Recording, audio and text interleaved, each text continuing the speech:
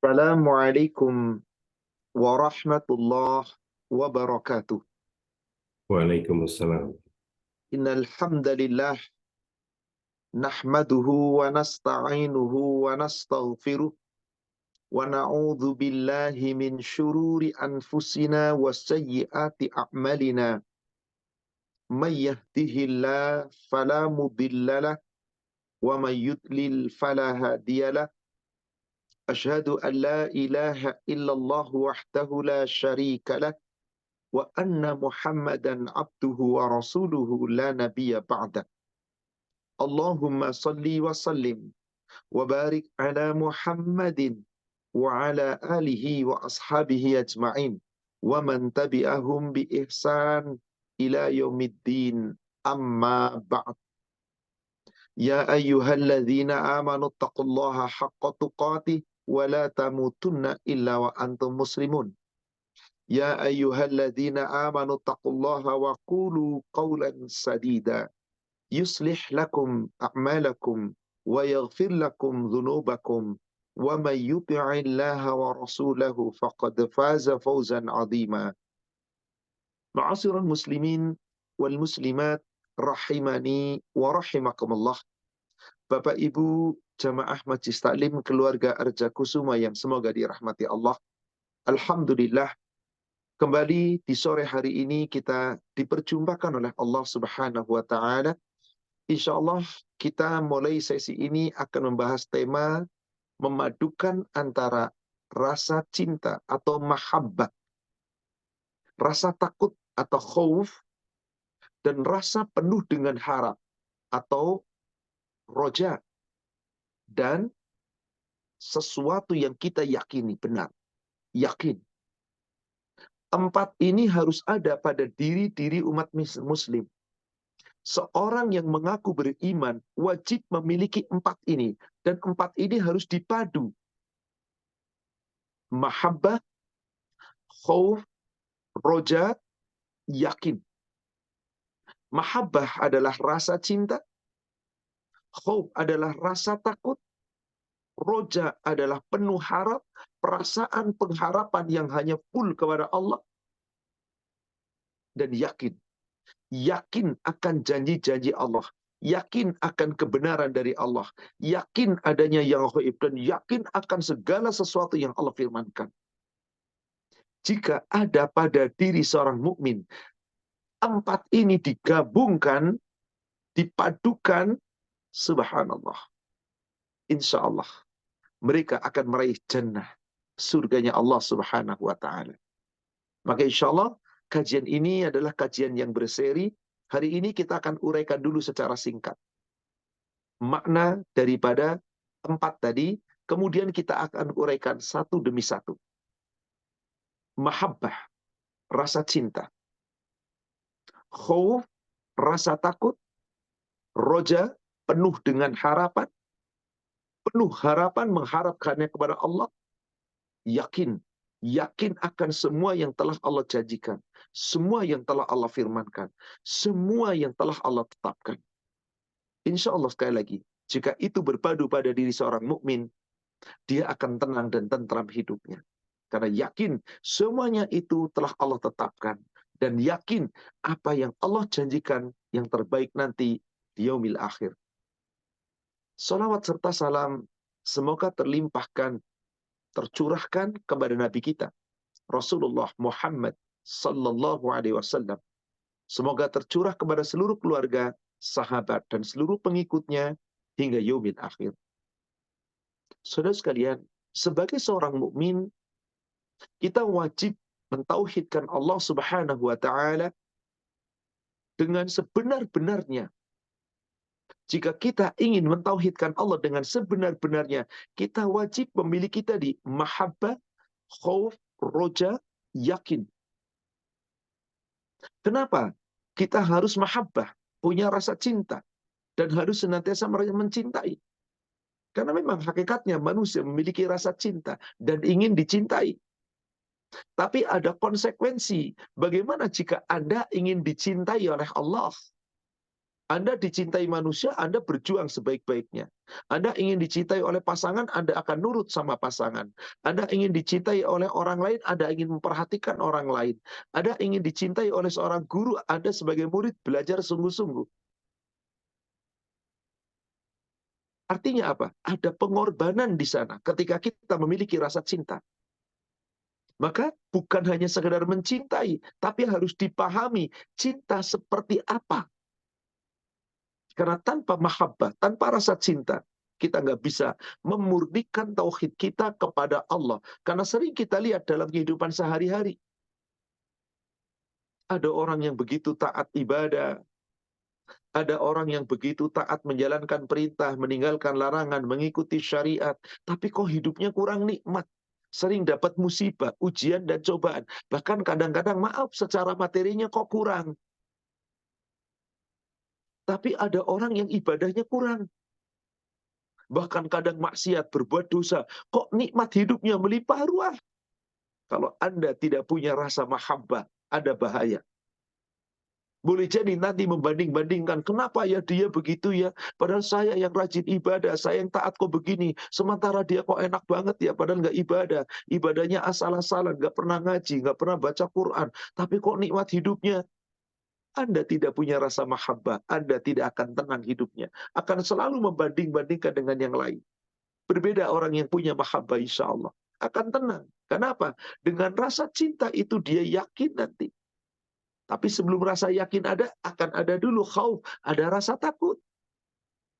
Bagaimana timbul rasa takut? Takut itu memang tabiat manusia. Ada manusia takut binatang buas, ada manusia takut gelap, ada manusia takut rumah sepi, ada manusia takut akan adanya hantu, dan seterusnya. Itu takut tabiat seperti itu memang tidak ada masalah, selama tidak berlebihan. Tapi kalau semua takut itu telah berlebihan sehingga mengalahkan takutnya kepada Allah dan Rasulnya, nah ini yang bahaya. Rusak tauhidnya. Berarti harus punya rasa takut. Takut kepada siapa? Takut kepada sesuatu, silakan. Karena itu sekali lagi tabiat. Tapi hanya satu yang boleh Anda takuti. Yahsyallah. Takut kepada Allah. Maka kita harus memahami dulu takut itu seperti apa. Kita uraikan nanti. Roja, pengharapan. Ketika Anda berdoa, roja, mengharap supaya doanya dikabulkan. Tapi kadang-kadang belum Allah kabulkan. Ketika kita ibadah, roja, kita menginginkan supaya dapat pahala. Tapi kita nggak pernah tahu bagaimana pahalanya. Sudah ada atau belum? Ada tulisannya atau tidak? Ketika kita sedang berbisnis, berusaha, ada roja, pengharapan. Kita bisa mendapatkan keuntungan dari bisnis itu. Kita tidak gagal, kita tidak akan diuji dengan kegagalan. Maka ada harapan di situ, roja. Kepada siapa kita roja? Kepada Allah. Kalau kita memiliki rasa roja, pengharapan, dan harapan tertinggi itu kepada Allah, mau sukses, mau tidak, mau gagal, mau berhasil, mau dengan cara apapun, insya Allah dia terima. Karena sadar, tiap manusia memang harus punya itu. Puncaknya semuanya itu adalah yakin. Yakin janji-janji Allah, yakin ancaman Allah, yakin adanya hari berbangkit, yakin adanya kematian kita nanti, kita hidup gak selamanya, yakin adanya padang mahsyar, yaumul hisab, dan seterusnya. Ini semua tidak akan mampu Anda amalkan jika kita belum memahaminya, jika kita tidak tahu ilmunya, dan tidak sempurna semuanya itu jika tidak kita padukan. Jadi yang penting apa gitu? Memadukan semuanya. Tapi penting kita memahami juga. Maka insya Allah kita akan uraikan nanti satu persatu. Kita akan mulai dari mahabbah. Mencintai atau rasa cinta. Saudara sekalian yang semoga dirahmati Allah. Seorang yang memiliki mahabbah, rasa cinta, harus dibuktikan. Betulkah rasa cinta itu dimiliki? Cinta bukan klaim, bukan ucapan. Cinta itu ungkapan. Ucapan yang harus dibuktikan dengan suatu amal. Ucapan yang harus dibuktikan dengan amal. Dan ucapan dibuktikan dengan apa? Dengan sesuatu yang kita amalkan sebagai bukti cinta kita, dan kita menerima apa yang orang atau yang kita cintai memberikan kepada kita. bukan dengan menolaknya. Kalau cinta itu sudah kita pahami sebaik-baiknya, maka insya Allah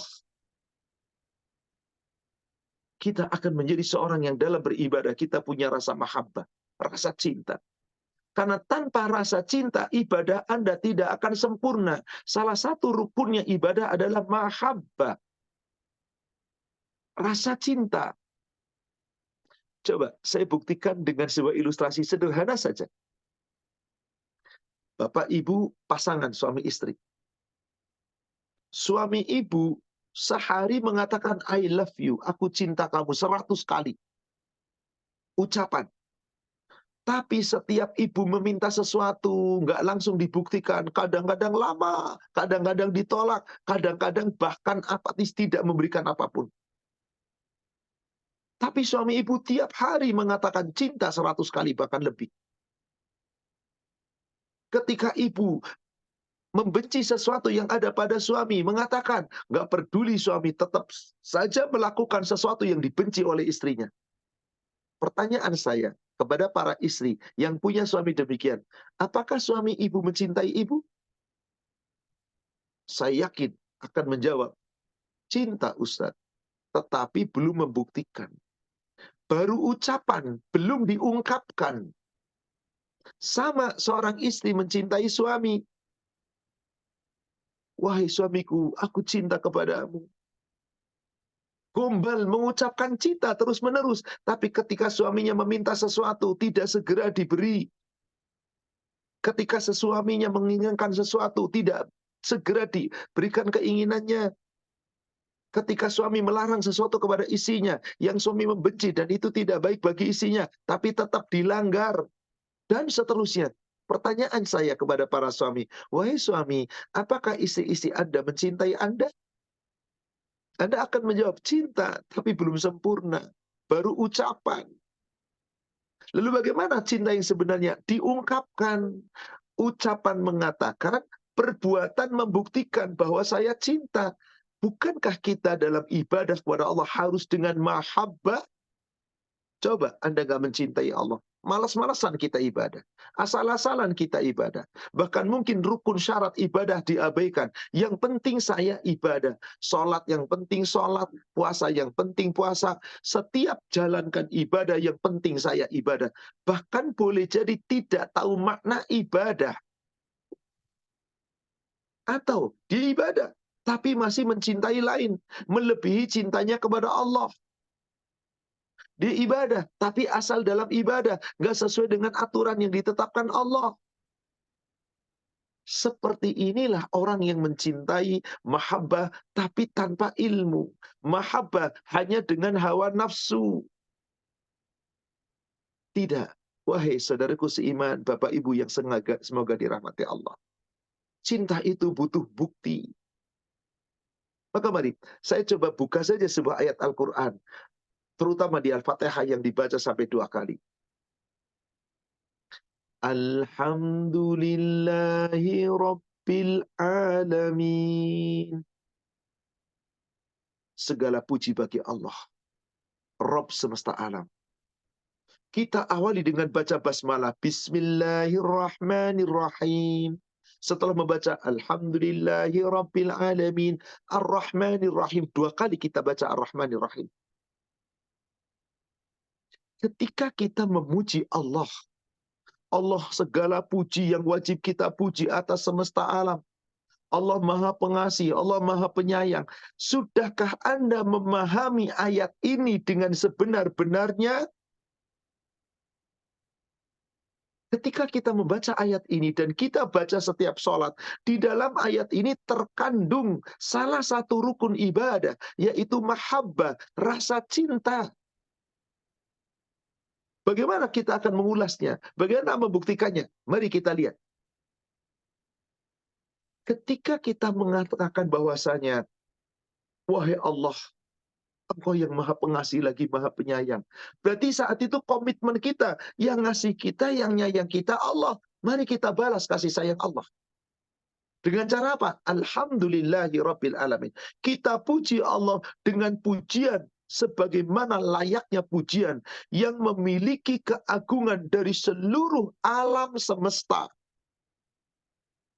Sadari, yang memberikan segala-galanya kita itu adalah Allah.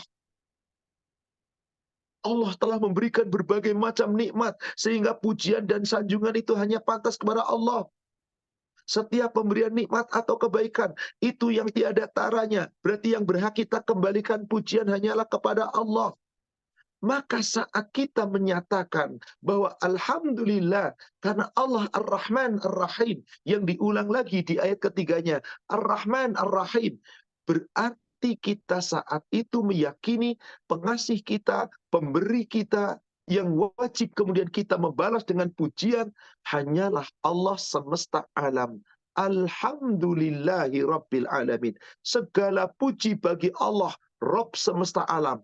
Dari situ komitmen kita, saya akan mencintai Allah sebenar-benarnya rasa cinta, karena yang telah memberikan kepada kita segala-galanya itu adalah Allah. Maka ketika orang mengucapkan Alhamdulillahi Rabbil Alamin, itu berbeda jauh dengan orang yang bersyukur. Kalau orang bersyukur rata-rata memang akan mengucapkan Alhamdulillahi Rabbil Alamin. Tapi ucapan Alhamdulillahi Rabbil Alamin bukan hanya dalam rangka syukur kepada Allah. Kalau Anda betul-betul mencintai Allah, ucapan Alhamdulillah ini akan Anda ucapkan dalam keadaan apapun. Coba, Anda dapat nikmat, apa ucapannya?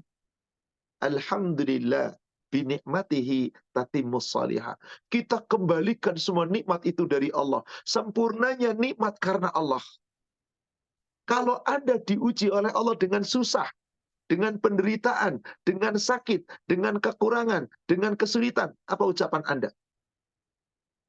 Orang yang mencintai Allah, ucapannya adalah Alhamdulillah ala kulli hal. Segala puji bagi Allah atas semua keadaan, atas semua kejadian, atas semua perkara yang Allah tetapkan kepadaku. Itulah Alhamdulillah. Tetap kita memuji Allah dalam keadaan apapun. Tapi orang yang bersyukur mengucapkan Alhamdulillah. Belum tentu Alhamdulillah itu sebagai bukti rasa cinta. Saya buatkan contoh sederhana kembali. Anda saling mencintai suami dan istri. Ketika suami Anda sehat, punya harta banyak, memberikan harta lebih, apa yang Anda lakukan, wahai istri? Oh, sayang dong Ustaz, cinta dong Ustaz, saya urus suami saya. Bagus. Apa yang terjadi ketika suami Anda sudah pensiun, atau suatu ketika resign dari perusahaan, atau perusahaannya kolaps, bangkrut, sehingga suami tidak punya pekerjaan, nggak punya gaji lagi, lalu mulai sakit, apa yang Anda akan lakukan, wahai istri? Di saat suami sudah menderita, hartanya nggak banyak lagi, nggak punya pekerjaan, bahkan sakit-sakitan, apa yang Anda lakukan, wahai istri? Kalau Anda betul-betul cinta sama suami, tetap akan mendekat suami, akan mengurus suami. Betul, berat, berat. Ya, tapi kalau Anda betul-betul cinta, nggak bakal lari dari suami. Seperti itulah kita mencintai Allah. Kita nggak bakal lari dari Allah. Karena sadar Allah segala-galanya. Baik, dari uraian ini, sengaja saya ulang-ulang uraian ini, agar kita memahami makna cinta. Sekarang saya akan tunjukkan dulu. Mahabbah, rasa cinta, itu ada 4 macam. Dan dari 4 macam itu nanti ada rasa cinta yang kedudukannya paling tinggi. Ada pula rasa cinta. Yang rasa cinta itu haram, tidak boleh dimiliki seorang hamba. Kok bisa? Bagaimana itu? Yuk kita uraikan sama-sama. Yang pertama, saudara sekalian, mahabbah syirkiyah. Rasa cinta yang dibarengi dengan syirik. Allah tidak ridho. Apa artinya mahabbah syirkiyah? Mahabbah yang dibarengi dengan syirik. Coba kita buka surat Al-Baqarah ayat 165.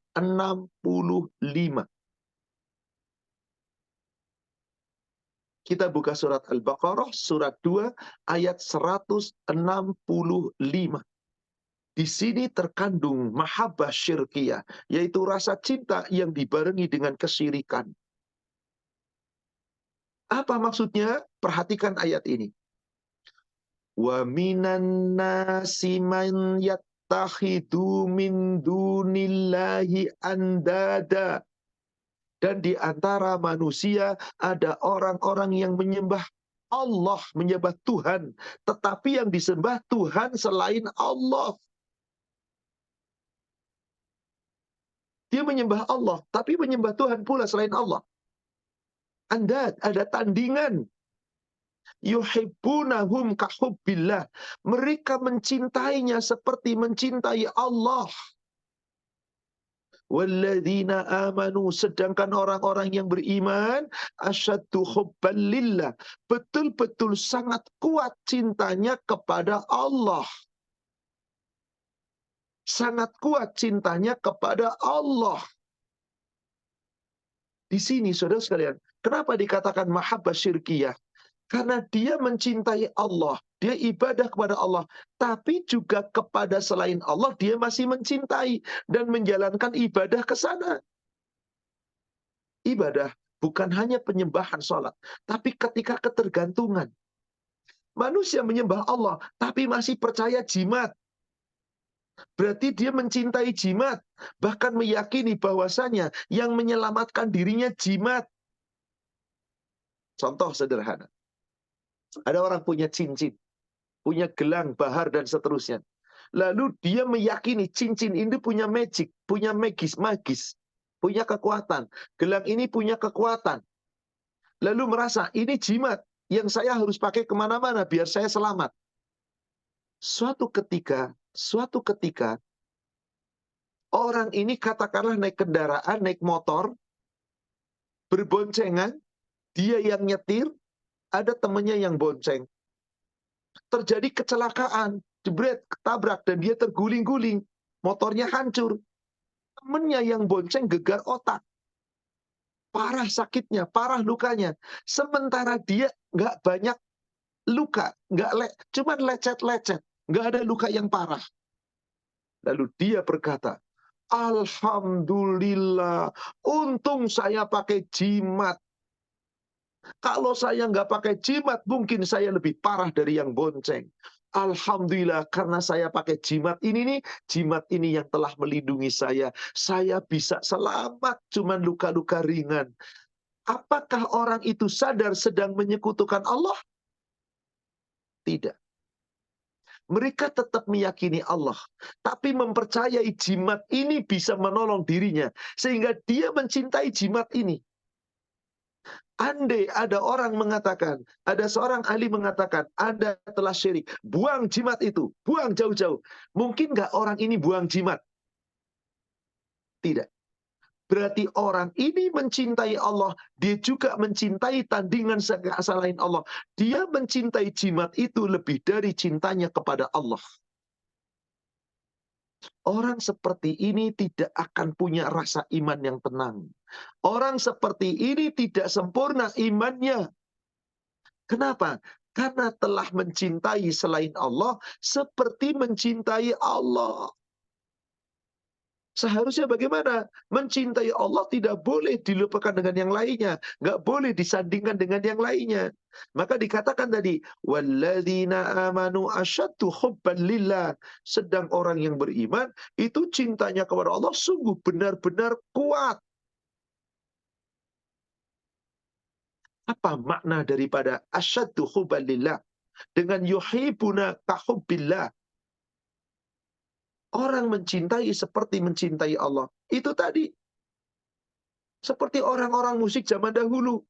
Mencintai sesembahan mereka, patung-patung. Juga dia mencintai Allah. Sementara orang beriman hanya mencintai Allah tanpa menyembah patung-patung. Mencintai Allah tidak bergantung kepada makhluk yang lain selain Allah.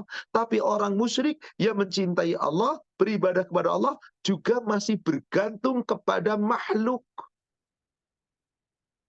Berarti mahabbah yang seperti ini mahabbah syirkiyah, rasa cinta yang kemuju kepada kesyirikan. Beda dengan orang beriman. Orang beriman itu dia hanya mencintai Allah yang sebenar-benarnya. Jadi sesungguhnya mereka yang mencintai Allah tetapi memadukan dengan cinta kepada yang lain, yakin dengan yang lain, berarti orang itu adalah orang yang dusta cintanya. Cinta syirkiyah, cinta yang dibarengi dengan kesyirikan. Kalau disebut nama Allah saja tanpa yang lain, wah, hati mereka menjadi apa? Gusar. Tapi kalau orang beriman disebut nama Allah, bergetar. Karena cintanya tulus, cinta yang tidak dibarengi dengan kesyirikan. Lihat Az-Zumar, surat 39, ayat 45. Wa idza dzukirallahu wahdah istama'zat qulubul ladina la yu'minun. Dan apabila hanya disebut nama Allah saja, orang-orang yang tidak beriman kepada kehidupan akhirat, hatinya merasa kesal, hatinya merasa geram. Siapa mereka? La yu'minuna bil akhirah. Yang mereka tidak beriman sungguh-sungguh dengan hari akhir. Wa idza dzukiral ladzina min dunihi, tapi ketika disebut ada pula yang selain daripada Allah, ada sembahan-sembahan, ada sesuatu yang juga lebih dan seperti Allah, idahum yastabshirun. Mereka kemudian bersenang hati, bergembira. Contoh, ada orang, maaf di negeri kita banyak sekali, percaya dengan kesyirikan. Benda-benda tadi, atau tempat-tempat, atau pohon-pohon keramat, atau kuburan-kuburan keramat, atau kuburan-kuburan yang dimuliakan. Kalau dikatakan jangan datangi kuburan, ini meskipun dikatakan tempat keramat, tempatnya kiai, ajengan wali, mereka sudah mati, nggak mendatangkan apa-apa. Hayo kembali kepada Allah, mintalah hanya kepada Allah. Marah dia. Masa ini itu nggak boleh? Tapi kalau dipuji ahli-ahli kuburnya, penghuni kuburnya, dikatakan mereka bisa membawa kebaikan, senang dia. Ini nyata. Padahal apakah orang-orang itu bisa menjadikan sesuatu, memberikan kenikmatan? Tidak, saudara sekalian. Kejadian seperti ini contohnya sama ketika Nabiullah Ibrahim alaihi salam berkata kepada umatnya yang menyembah berhala. Ketika diseru untuk menyembah kepada Allah, marah. Tapi ketika berhala-berhalanya disuruh semua, senang. Lihat surat Al-Ankabut, surat 27, ayat yang ke-25.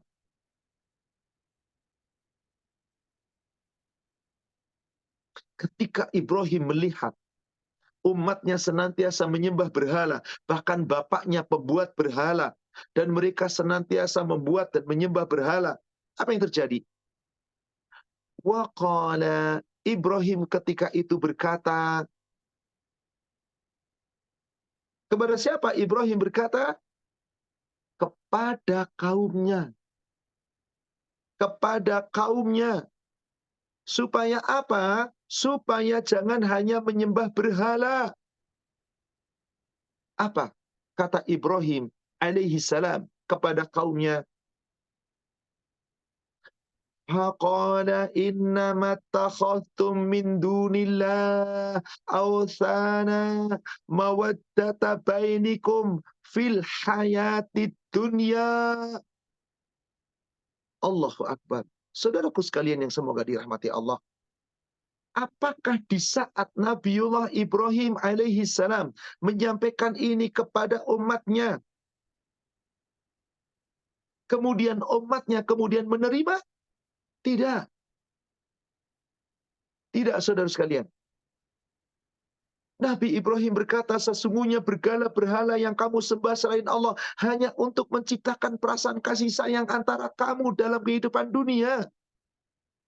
Summa yaumal qiyamah yakfuru ba'duhum bi ba'din. Nanti pada hari kiamat, berhala-berhala yang kamu sembah itu akan mengingkari satu sama lain. Afwan, sepertinya yang ditampilkan kok beda ya, Pak? Surat Al-Ankabut ayat 25. Apa yang Bapak buka itu, Pak Afwan? Kok sepertinya salah? Ayatnya betul. Oh, Bapak buka surat An-Naml, surat semut, surat 27. Atau mungkin saya tadi salah mengucapkan. Afwan, kalau gitu. 27 ya. Afwan, surat An-Naml, surat 27. Yang harusnya dibuka Al-Ankabut. Al-Ankabut itu 29. Saya yang keliru, mohon maaf. Kalau tadi saya menyebut 27. Mungkin suratnya saya sebut benar, tapi tampilannya kok jadi lain. Al-Ankabut, coba perhatikan surat 29 ke ayat 25. Ketika orang-orang menyembah berhala, apakah mereka merasa salah? Tidak. Merasa bahagia, merasa benar. Berhala-berhala yang disembah, apakah bisa membantu? Tidak. Tapi mereka meyakini bisa. Maka Nabi Ibrahim berkata, sesungguhnya berhala-berhala yang kamu sembah selain Allah hanya untuk menciptakan perasaan kasih sayang di antara kamu. Senang aja hatimu. Tenang. Hanya di dunia saja. Tapi nanti di kehidupan akhirat, justru berhala-berhala yang kamu sembah itu akan mengingkari satu sama lain. Akan mengingkari kamu yang menyembah mereka. Bahkan si berhala itu dikatakan di sini, wa yal'anu ba'dukum ba'dha, akan melaknat sebagian dari kamu dan sebagian yang lain. Akan mengingkari dan melaknat, mengutuk. Maka apa yang terjadi? Wa ma'wakumun nar wa ma lakum min nasirin. Jika kamu tetap mencintai berhala lebih dari mencintai Allah, kelak tempatmu di neraka dan kamu sekali-kali tidak akan mendapat penolong. Kalau orang-orang yang kafir, silakan. Tapi ada orang beriman yang masih berbuat demikian. Mencintai kubur-kubur, dia mintanya ke kubur, bukannya kepada Allah. Dia mencintai ahli kubur yang sudah mati seakan-akan mencintai Allah. Bahkan berdoa datangnya ke kuburan, melalui kuburan. Silahkan, bukankah itu sudah sangat banyak terjadi? Mengapa makam Nabi Muhammad di buffer total dinding? Bahkan kalau sudah kita mau ziarah, cuman lewat, cuman Assalamualaikum ya Rasulullah, Allahumma salli ala Muhammad. Lalu sudah disuruh pergi. Supaya tidak ada yang menyekutukan Allah melalui makam Nabi Sallallahu Alaihi Wasallam. Tapi bagaimana di daerah-daerah tertentu, termasuk di negara kita? Kubur-kubur wali-wali tertentu, orang-orang tertentu yang dianggap orang ini telah makrifatullah, bahkan dipuji, dimuliakan, disanjung, didatangi tiap hari, diminta tiap hari, diambil, diperebutkan tanah kuburannya seakan-akan ada kemuliaan. Mereka cinta sama siapa? Sama Allah juga, Islam, ibadah, tapi mencintai ahli-ahli kubur juga. Allahu Akbar. Ini terjadi, saudara sekalian. Inilah cinta yang dilandasi dengan kesyirikan. Meskipun dia mencintai Allah. Maka mahabbah bisyirkillah. Mencintai tapi masih menyekutukan Allah. Batil. Yang kedua. Yang kedua. Cinta kepada kebatilan dan mencintai pelaku kebatilan. Dia cinta kepada Allah. Dia ibadah kepada Allah. Dia tidak menyekutukan Allah. Tapi di dunia masih berbuat batil, berbuat zalim, berbuat salah, dan bergabung bersama-sama dengan orang-orang yang berbuat batil, orang-orang yang berbuat salah, orang-orang yang berbuat dosa. Maka cinta ini pun batil. Karena dia telah mencintai yang dibenci oleh Allah. Siapa mereka itu? Sifatnya orang munafik. Yang masih menjalankan larangan-larangan Allah. Dilarang oleh Allah tapi masih dilanggar. Dilarang riba, dia tetap mencintai riba. Bahkan dia bekerja sama dengan para pelaku riba. Meskipun ahli ibadah, tapi dia ada mencintai sesuatu yang cintanya batil. Dilarang bermaksiat, dia tetap bermaksiat. Dan bersama-sama dengan pelaku maksiat. Dilarang minum khamr, dia minum khamr dan bersama-sama dengan orang yang minum khamr, maka dia mencintai kebatilan dan mencintai orang yang berbuat kebatilan. Maka cinta yang seperti ini pun menjadi batil. Cinta yang dengan hawa nafsu, rusak. Maka Allah melarang itu. Yang ketiga, cinta yang sifatnya umum, tabiah, kebiasaan, tabiat kalau kita ngomong. Tabiah bahasa Arabnya. Bahasa Indonesia tabiat, kebiasaan. Seperti apa? Seseorang mencintai orang tuanya, orang tua mencintai anaknya, suami mencintai istrinya, istri mencintai suaminya. Itu cinta secara tabiat. Nggak ada suami nggak cinta sama istri. Kalau udah nggak cinta ya nggak bakal jadi suami istri lagi. Nggak ada anak nggak cinta orang tua, kecuali anak yang durhaka, yang merasa orang tuanya nggak berbuat baik kepadanya. Nggak ada orang tua yang nggak mencintai anak. Meskipun kadang anak sudah durhaka, orang tua terus ingin mencintai dan mengajak. Cinta seperti ini namanya cinta tabiah. Anda mencintai sesama, satu kelompok pengajian, ketemu, saling mencintai, saling mendoakan, ketemu dengan orang sesama muslim, saling mencintai. Maka cinta tabiah ini bisa menjadi baik, bisa menjadi buruk. Akan menjadi baik jika cintanya kepada sesama manusia yang kita cintai, entah itu dari yang memiliki hubungan darah atau tidak mengalahkan cintanya kepada Allah. Nggak ada masalah. Cintanya ke sesama muslim, mencintai karena Allah. Tidak ada masalah. Bahkan kalau Anda belum mencintai muslim, sebagaimana Anda mencintai diri Anda sendiri, iman Anda belum sempurna. Sampai demikian.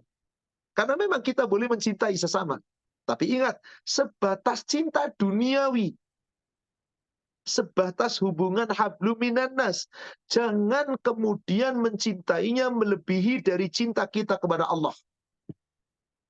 Surat 9, surat At-Taubah ayat 24. Surat 9, surat At-Taubah ayat 24. Allah berfirman, "Qul," katakanlah, "in kana aba'ukum wa abna'ukum wa ikhwanukum wa azwajukum wa ashiratukum." Disebutkan oleh Allah yang pertama, abaukum, bapak-bapakmu, abnaukum, anak-anakmu, ihwanukum, saudara-saudaramu, azwajukum, pasangan-pasanganmu, wa ashiratukum, karib kerabatmu. 5 golongan yang pertama boleh kita cintai. Itu semua dari hubungan manusia. Anda mencintai orang tua? Boleh. Anda mencintai anak? Boleh. Anda mencintai sesama saudara? Boleh. Anda mencintai pasangan Anda? Boleh. Anda mencintai sesama kaum kerabat? Boleh. Tapi ingat, ini baru cinta dalam hablum minan nas, hubungan sesama manusia, tabiat yang memang boleh. Setelah itu disebutkan, yang berikutnya adalah cinta kepada dunia. Bisa harta, kekayaan, kedudukan, rumah tinggal, kendaraan, dan macam-macam. Maka Allah gandeng. Wa amwalun yaqtarabtumuha, dan harta kekayaan yang telah kamu usahakan. Wa tijaratun tahsyawna kasadaha, dan perniagaan, perdagangan, bisnis-bisnis yang sangat kamu cintai, yang sangat kamu takut akan kerugiannya. Wa masakinu tardaunaha, dan rumah-rumah tinggal yang telah kamu buat yang indah, yang megah, itu yang kamu ridhoi, yang kamu cintai. Ahabba, itu lebih kamu cintai, ilaikum, untuk kamu, minallah, daripada cintamu kepada Allah, wa rasulih, dan cintamu kepada Rasulnya, wa jihadin fi sabili, daripada kamu berjihad di jalan Allah. Fatarabbasu hatta ya'tiyallahu bi amri. Fatarabbasu hatta ya'tiyallahu bi amri. Maka tunggulah sampai Allah mendatangkan keputusannya. Jadi Allah tidak akan ridho. Kenapa? Kenapa? Fatarabbasu hatta ya'tiyallahu bi amri. Karena Allah marah ketika Anda mencintai makhluk lalu melebihi cintanya kepada Allah. Anda seorang tua, dicintai anak, tapi anak Anda lebih mencintai orang tua lain daripada cintanya kepada Anda. Marah Anda. Lalu bagaimana dengan Allah yang menciptakan kita? Allah yang ngasih rizki, Allah yang ngasih nikmat, Allah segala-galanya dari Allah. Loh kok kita mencintai Allah dikalahkan dengan mencintai kepada selain Allah? Nggak bisa, Anda nggak sempurna imannya. Tunggu nanti keputusan Allah. Innallaha wallahu la yahdil qaumal fasiqin. Allah tidak pernah menyukai orang-orang yang fasik. Apa maknanya? Boleh kita mencintai mahabbah sesama manusia. Itu tabiat. Boleh kita mencintai bisnis kita yang sukses. Itu tabiat. Boleh kita mencintai rumah, mencintai tempat, mencintai kendaraan, perhiasan. Boleh. Karena memang Allah ciptakan manusia itu punya hawa nafsu. Salah satu nafsu itu adalah mencintai sesuatu yang indah. Harta yang banyak, indah, suka. Wanita-wanita yang cantik sama pria, cinta, suka, boleh. Wanita-wanita mencintai laki-laki yang ganteng, boleh. Boleh semuanya. Asal jangan mengalahkan cintanya kepada Allah. Karena itu hanya dunia. Dari dunia itu ada yang lebih indah nanti. Akhirat. Lihat surat yang lain. Surat yang ketiga, Ali Imran ayat 14. Zuyyina linnasi hubbus syahawati minan nisa. Dijadikan indah pada pandangan manusia. Hawa nafsu, syahwat, mencintai wanita-wanita. Coba, siapa laki-laki yang nggak mencintai wanita? Ada ustadz, wanita yang mencintainya wanita. Berarti salah kaprah. Berarti itu penyelewengan. Berarti itu nggak sesuai dengan kodrat. Ada ustadz, laki-lakinya mencintai laki-laki, nggak cinta wanita. Seperti kaumnya Nabi Lut. Itu penyelewengan. Itu cinta yang keliru. Itu cinta yang tidak sesuai tabiat. Haram yang seperti itu. Hakikatnya laki-laki mencintai wanita, wanita mencintai laki-laki. Zuyyina linnasi hubbus syahwat minan nisa. Kalau sudah menikah laki-laki dan perempuan, wal banin, mencintai anak keturunan. Wal qanatiril muqantarati minaz zahabi wal fiddah, mencintai harta kekayaan perhiasan dari emas dan perak. Wal khailil musawwama, mencintai kuda-kuda tunggangan yang terbaik. Wal an'am wal hars, binatang-binatang ternak, sawah ladang, dicintai halal, boleh, silahkan. Nggak ada masalah. Tapi jangan sampai itu semua mengalahkan cintanya kepada Allah. Maka di ujung ayatnya Allah katakan apa? Dzalika mata'ul hayatud dunya. Itu semua hanyalah kesenangan hidup di dunia. Mata'ul hayatid dunya. Wallahu indahu husnul ma'ab. Di sisi Allah ada tempat kembali yang lebih baik. Berarti ketika seseorang belum mencintai Allah dan Rasul-Nya mengalahkan lebih dari segala-galanya, imannya belum sempurna. Bagaimana seseorang imannya sempurna? Imannya manis, harus mencintai Allah dan Rasul dan mengalahkan dari segala-galanya. Itu baru ada cinta yang sebenarnya. Nanti kita uraikan yang terakhir nanti. Kita masih cinta tentang tabiat. Mencintai sesuatu yang memang tabiat manusia. Manusia cinta harta. Pengennya hartanya bertambah, bertambah, bertambah. Wajar. Memang itulah manusia. Nggak cukup punya satu, pengen dua. Sudah punya dua, pengen tiga. Terus. Sudah tua, pengen panjang umur. Pengen tetap muda. Sudah tua, hartanya pengen tetap melimpah. Itu memang tabiat. Memang tabiatnya manusia demikian. Silakan, tapi jangan sampai mengalahkan cintanya kepada Allah dan Rasul. Coba kita buka. Silakan lihat hadis Muslim nomor hadis 1007 dan 1008.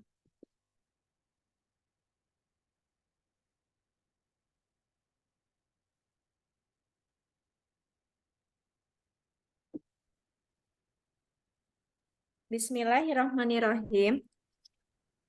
Hati yang selalu muda.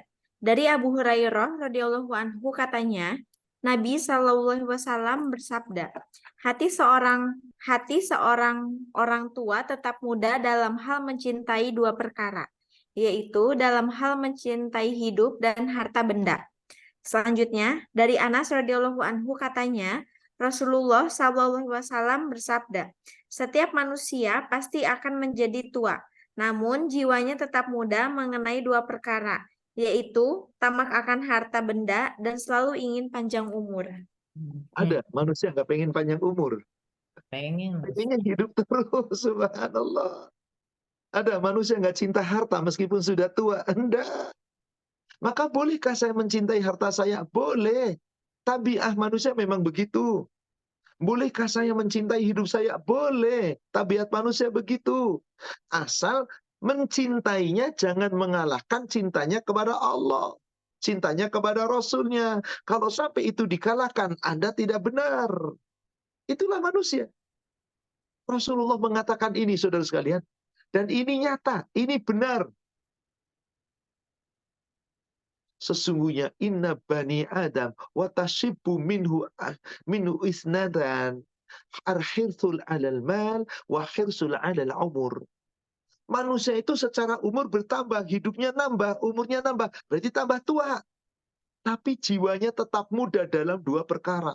Meskipun sudah tua, pengen tetap panjang umur. Meskipun sudah tua, pengen tetap bertambah harta. Nggak mungkin mau berkurang.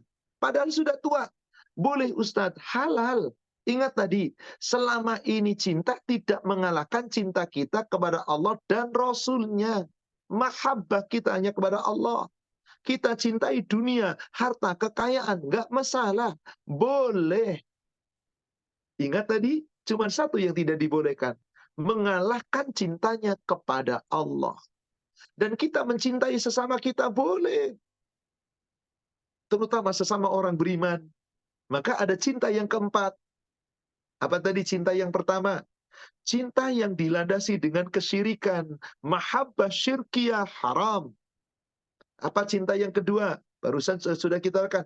Cinta kepada kebatilan. Sesuatu yang buruk. Sesuatu perbuatan maksiat, dosa. Dan mencintai pelakunya. Dan kita pun melakukan. Haram. Yang ketiga, cinta yang sifatnya mubah. Tabiat. Yang kita uraikan. Halal. Boleh. Asal tidak mencintai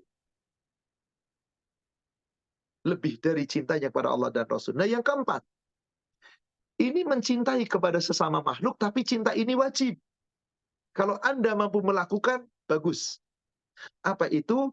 Cinta kepada orang-orang yang benar-benar taat. Yaitu cinta kepada wali-wali Allah. Cinta kepada orang yang beriman yang sebenarnya iman. Cinta kepada orang-orang bertakwa. Mencintai sesama orang beriman sebagaimana cinta kita kepada diri kita. Maka cinta seperti ini wajib. Jika Anda belum mencintai saudara Anda yang beriman sebagai mencintai diri sendiri, belum sempurna imannya. Apabila Anda belum mencintai seorang yang beriman sebagaimana Anda mencintai diri Anda nggak bisa masuk surga. Kata Rasulullah. Berarti apa? Cinta kita kepada sesama beriman itu boleh.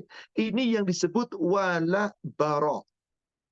Wala berkasih sayang, berasa sayang, saling mencintai orang-orang yang sama-sama beriman. Bara berlepas diri dari orang-orang yang kufar, orang-orang yang rusak akidahnya, orang-orang pelaku maksiat. Maka kita tidak mencintai mereka. Bara, maka wala kepada orang-orang yang beriman, yang imannya benar, wali-wali Allah. Cinta ini wajib dan cinta ini baik. Kalau Anda belum punya cinta ini, mahabbah ini belum sempurna iman Anda. Lihat hadis 36. Sahih Muslim. Bismillah. Dari Anas bin Malik radhiyallahu anhu katanya, Rasulullah SAW bersabda, belum sempurna iman seseorang sebelum dia mencintai bagi saudaranya atau bagi tetangganya apa yang dicintainya untuk dirinya sendiri.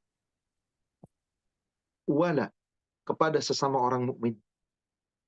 La yu'minu ahadukum. Tidak sempurna iman seorang di antara kamu. Hatta yuhibbu li akhi. Sampai kamu mencintai saudaramu sesama orang yang beriman. Auli jari atau tetanggamu yang sesama beriman. Kama yuhibbu li nafsi. Sebagaimana kamu mencintai dirimu sendiri. Maka cinta kita kepada diri kita yang tidak mengalahkan cinta kepada Allah wajib. Kita harus miliki cinta. Kalau enggak kita akan sembarangan. Demikian pula cinta kepada sesama mukmin, kita loyal dengan mukmin, mencintainya seperti mencintai kita, wajib. Ini cinta yang harus kita jalankan. Nggak sempurna iman kita kalau belum mencintai orang yang benar-benar beriman. Yakni orang-orang yang menjadi wali-wali Allah. Siapa mereka? Orang yang imannya benar, yang selalu taat. Itulah wali Allah. Yang wajib kita cintai. Bukan wali-wali Allah menurut cerita-cerita. Bukan. Karena wali Allah menurut cerita-cerita itu belum tentu benar. Tapi wali Allah yang dimaksud yang harus kita cintai adalah wali Allah yang Allah sebutkan di surat 10 ayat 62 dan 63. Surat 10, surat Yunus ayat 62 dan ayat 63. Ala inna awliya Allah la khawfun alaihim walahum yahzanun. Ketahuilah, wali-wali Allah itu adalah orang-orang yang mereka tidak ada rasa takut, yang mereka tidak akan ada rasa sedih, tidak ada rasa duka cita. Siapakah mereka wali-wali Allah yang dimaksud? Lihat jawaban Allah di ayat 63-nya. Alladzina amanu wa kanu yattaqun, yaitu orang-orang yang beriman dan selalu bertakwa. Maka terhadap orang yang beriman dan bertakwa, wali-wali Allah kita wajib mencintai sebagaimana mencintai diri kita sendiri. Kalau Anda belum mencintai mereka, batil iman Anda. Kalau belum sempurna imannya, nggak masuk surga, kata Rasulullah. Silakan, Uhti baca lagi nomor 42-nya. Sahih Muslim 42. Bismillah. Dari Abu Hurairah radhiyallahu anhu katanya, Rasulullah Shallallahu alaihi wasallam bersabda, "Kamu tidak dapat masuk surga sebelum kamu beriman, dan kamu belum dapat dikatakan mukmin sebelum kamu kasih mengasihi satu sama lain. Sukakah kamu aku tunjukkan jalan untuk berkasih-kasihan? Galakkanlah salam antara sesamamu." Subhanallah. Nabi SAW mengatakan, La tadkhulul jannata hatta tu'minu. Kalian semua tidak akan masuk surga. Kamu tidak dapat masuk surga sampai kamu benar-benar beriman. Wala tu'minu hatta tahabbu. Kamu tidak dikatakan beriman dengan sempurna sebelum saling mencintai, saling menyayangi. Dengan sesama siapa? Sesama orang beriman, wali-wali Allah, wajib kita cintai. Anda nggak mencintai berarti nggak beriman. Nggak beriman berarti nggak masuk surga. Awala adullukum ala syai'in idza fa'altumu tahabbtum. Maukah aku tunjukkan kepada kamu sesuatu yang apabila kamu lakukan, maka kamu akan saling berkasih sayang, kamu akan saling mencintai sesama mukmin. Apa yang harus kita lakukan? Jika kita bertemu dengan sesama muslim, awali dengan afsus salam bainakum. Ucapkan salam, saling mendoakan keselamatan untuk orang mukmin. Anda akan saling mencintai karena Allah. Maka rasa cinta Anda karena Allah berpahala. Maka kalau Anda belum mencintai sesama mukmin sebagaimana mencintai diri kita sendiri, nggak sempurna iman kita. Berarti nggak boleh. Kenapa kita harus mencintai sesama muslim? Rasul mengibaratkan kita itu bersaudara. Kita itu bagaikan satu tubuh. Kita itu bagaikan satu bangunan. Jangan bercerai-berai. Jangan saling bermusuhan. Harusnya saling berkasih sayang. Kalau nggak berkasih sayang, rugi Anda. Belum sempurna imannya. 2215 Sahih Muslim.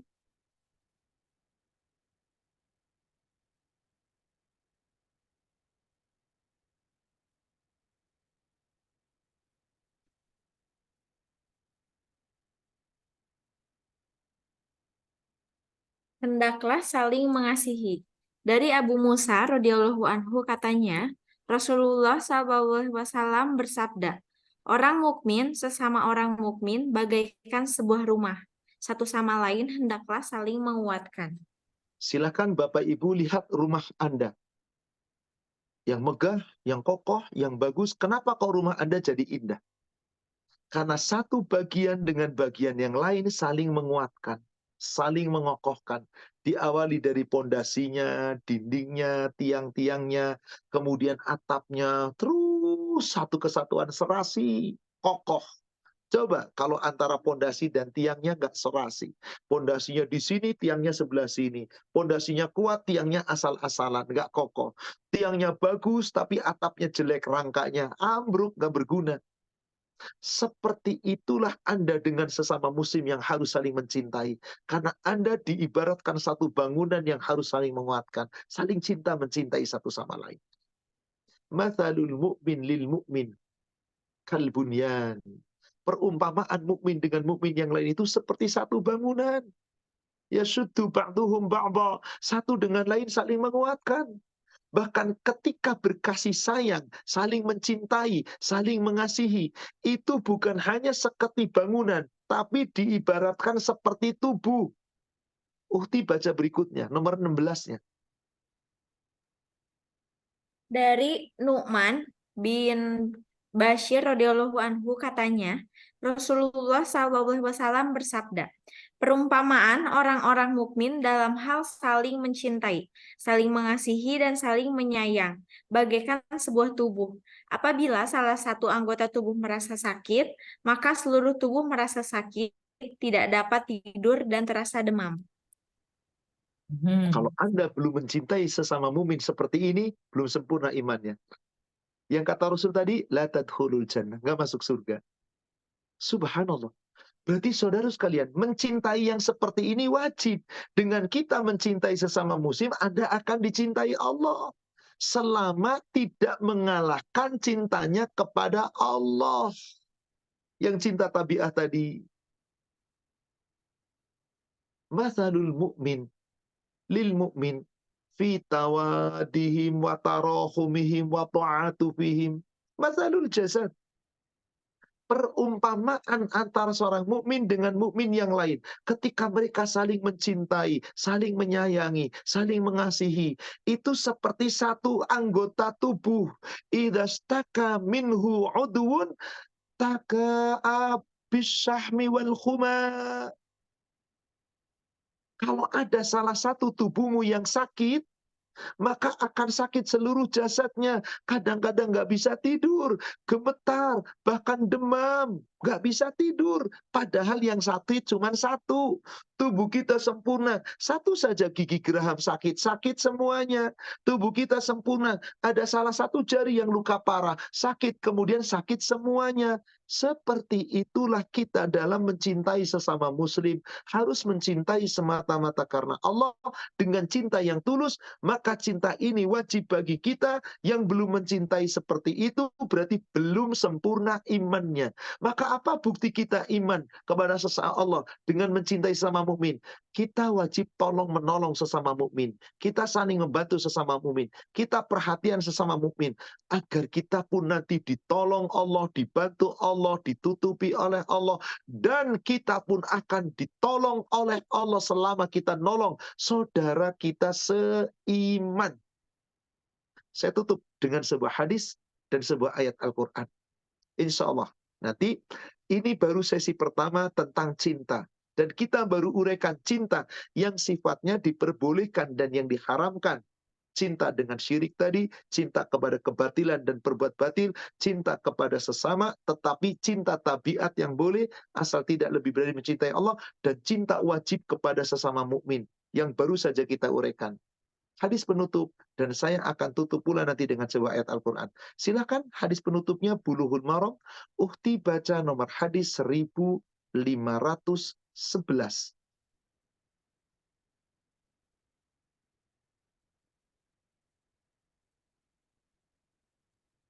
Bismillah, dari Abu Hurairah dia berkata, Rasulullah bersabda, barang siapa melepaskan kesusahan seorang muslim dari kesusahan-kesusahan dunia, maka Allah akan menghilangkan kesusahannya di hari kiamat.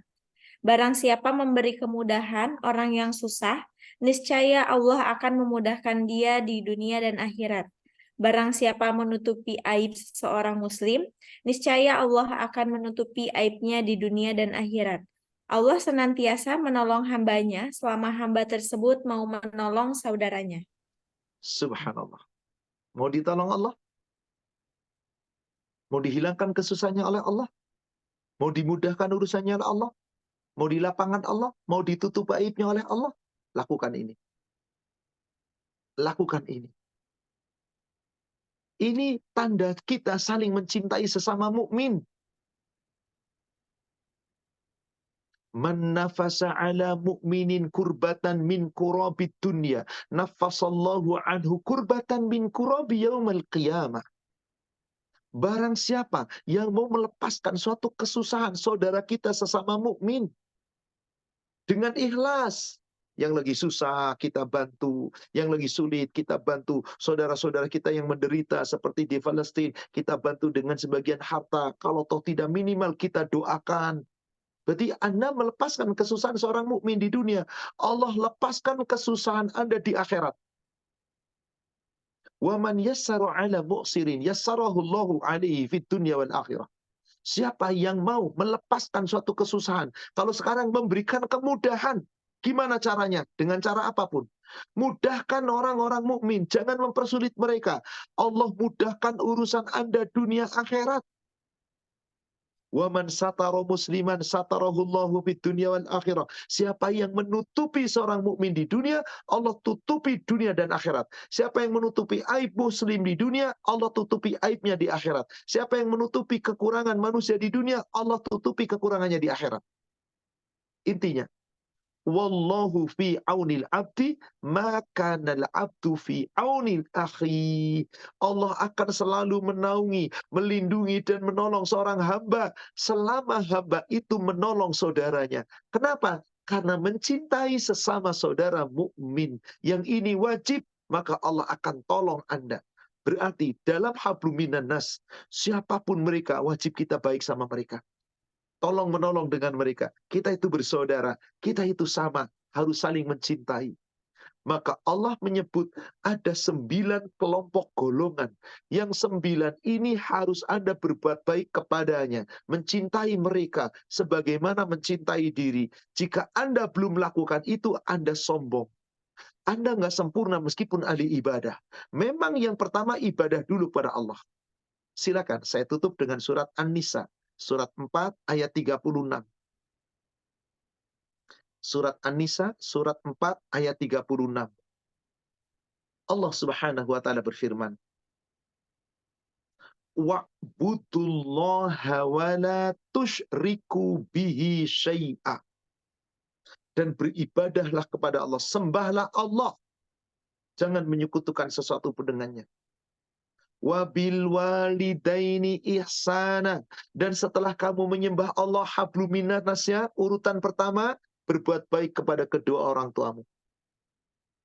Wabidil kurba, kepada kerabat-kerabat dekatmu, saudara-saudara kandung kita. Wal yatama, kita berbuat baik kepada anak-anak yatim.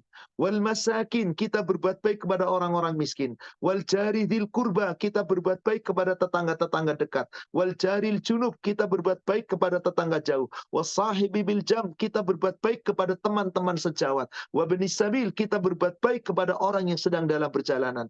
Wama malakat aimanukum, dan kamu berbuat baik kepada hamba sahaya yang kamu miliki. Orang-orang yang berada dalam kekuasaan kita.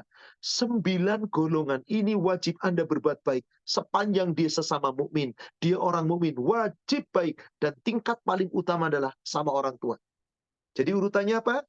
Orang tua, kerabat dekat, anak yatim, orang miskin, tetangga dekat, tetangga jauh, teman sejawat, orang yang dalam perjalanan, hamba sahaya kita, pelayan-pelayan kita, orang-orang yang berada di bawah pengaruh kita. Baiklah sama mereka. Kalau tidak, Anda sombong. Allah katakan, Innallaha la yuhibbu man kana mukhtalan fakhura. Allah tidak mencintai orang-orang yang sombong dan membanggakan diri. Jadi kalau Anda ingin dicintai Allah, terhadap orang yang beriman, yang memiliki keimanan, ketakwaan, wali-wali Allah, kita sama-sama mencintai mereka. Kalau itu sudah kita lakukan, insya Allah, mahabbah puncak adalah mahabbah yang kelima. Insya Allah kita akan uraikan di pertemuan yang akan datang. Apa itu mahabbah yang kelima? Mahabbatul lillah. Mencintai Allah, mahabbah kepada Allah. Puncak dari segala cinta adalah cinta kepada Allah. Yang belum mencintai Allah melebihi dari segala-galanya, gak bakal nikmat imannya. Uraian ini insya Allah kita akan bahas pada sesi kedua di pertemuan yang akan datang. Insya Allah. Wallahu a'lam. Demikian kami kembalikan kepada admin. Silakan kepada Pak Irfan untuk kita bisa lanjutkan sesi tanya jawab. Alhamdulillah, jazakallahu khairan Pak Ustadz Ahmad atas kajiannya pada sore hari ini. Untuk tahap pertama atau part pertama dari kajian besar kita yang topiknya memadukan antara mahabbah, khauf, roja, dan yakin. Kita sudah mendengar bersama 4 pertama dari mahabbah. Alhamdulillah kita sudah menerima beberapa pertanyaan Pak Ustadz. Saya akan mulai ke pertanyaan pertama. Bismillah. Pak Ustadz, saya ingin menanyakan terkait rasa cinta ini Ustadz. Jika kita mengidolakan manusia, dan saya lihat generasi muda sekarang ini juga kita melihat banyak yang mengidolakan manusia, sampai ditungguin atau ditontonin berjam-jam melewati waktu sholat. Apakah ini juga dapat diartikan mahabbah syirkiyah? Bangga Ustaz. Tidak sampai ke syirkiyah, tapi tadi mahabbah batil. Mencintai kebatilan. Ada orang berbuat batil kok dicintai. Maka cintanya dia telah melebihi cintanya kepada Allah.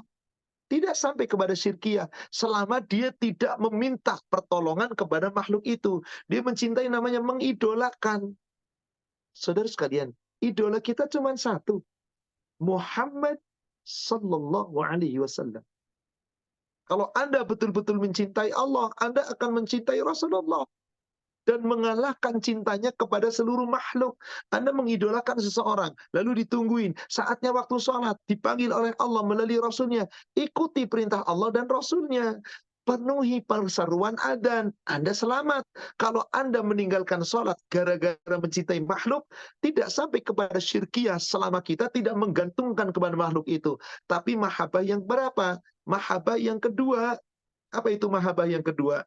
Yaitu mahabbah di mana manusia telah melahabah yang batil. Dia mencintai kebatilan, cinta kepada kebatilan, dan mencintai pelaku kebatilan. Dicintai orang itu padahal batil perbuatannya. Masuk kategori itu. Kenapa? Karena dia telah mengalahkan cintanya kepada Rasul demi mencintai selain dari Rasul. Tadi, siapa yang dicintai? Ya, mungkin figur, katakanlah artis lah, katakanlah. Atau siapapun.